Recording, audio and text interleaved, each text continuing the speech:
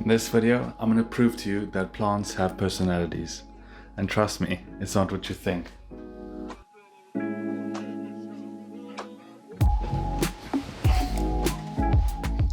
Because after keeping over 100 houseplants, I've realized that they're more than just decor.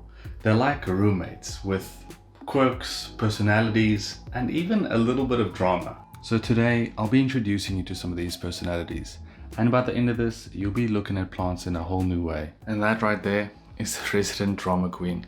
Just look at her funny and she'll be sulking and no new leaves for you for like 2 seasons. The Fiddle Leaf Fig is the bane of my existence, and I've been struggling with its growth habits and care for quite some time now. Every now and then I get it right and I get a couple new leaves, which is really rewarding.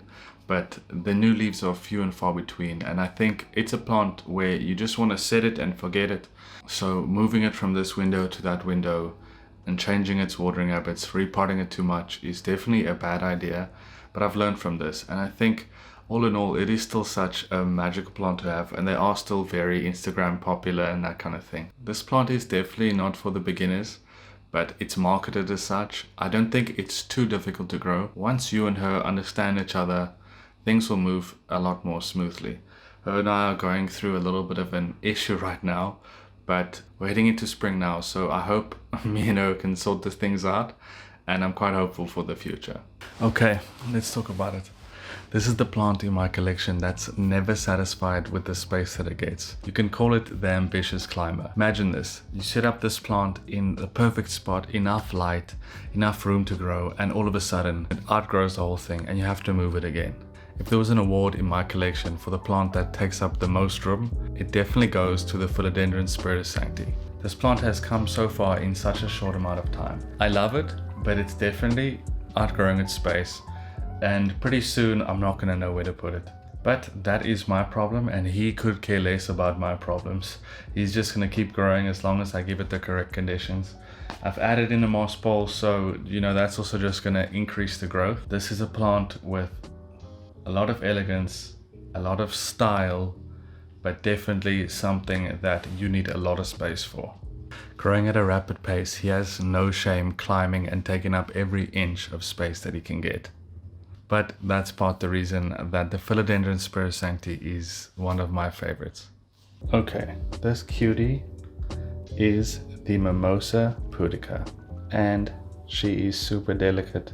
Touch her leaves and she sulks and hides away. This is actually one of the newest plants in my collection, and getting to see how different plants interact with their day and night cycles is really fascinating. See, this plant was not really quite on my wish list, but a local grower had it for sale and I thought, why not? Getting a small, cute, unique plant like this adds a lot of depth to my collection. These are the high maintenance beauties. We all have those plants that are just such high maintenance, but because of their beauty, they make it so worth it. These are my 2 variegated Alocasia Fridays. See, I got them from tissue culture, and it's been a long time in growing them even to this stage. But for me, Alocasias are just really difficult to take care of. And in order for me to get them to thrive, I need to really focus on them and give them as much attention as I possibly can. But they are the true high maintenance beauties. I'm sure we all have a plant in our collection that is like this. So drop a comment down below and share your high maintenance beauty. At this stage for me, it's pretty much any alocasia, but we're getting there. These are my laid-back locals. Yes, platyserums and me we're just buddies. We're friends. I find them so easy to grow. Easy enough that I actually just leave them outside, and that's about it. My local climate seems to be perfect for most of them, and every time I go outside, I'm guaranteed to see a new leaf. I keep seeing them flourish, and yes, they do have their issues here and there, but like all plant parents, we do tend to look at our plants more often than not. And if there is an issue, I'm quick to address it.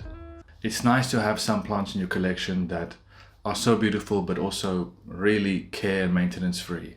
Platyserums are becoming more and more popular, and it's a plant that I'm loving to see that they're being more appreciated everywhere. And I have some varieties that grow insanely big, and I can't wait to get them there and to nurture them until they reach that age.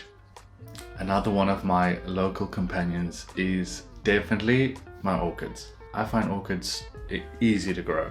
I mean, an orchid for me is just set it, forget it, don't overwater it. And I think that's all that they need. And I think the reason some people may struggle is because they're giving it a bit too much attention. An orchid is something that, like I said, set it and forget it. If you've been watching my channel for a while now, you'll have always noticed these little jars. These are miniature orchids, and believe it or not, I almost never take care of these. Maybe once every 2 weeks, especially if it gets really dry, I'll water them a little bit. Most of them flower about once to twice a year. Orchids are showy plants when it's their season, and when it's not their season, you know, they're just in the background doing their thing. But for that, thank you for watching the video, and I will see you all in the next one.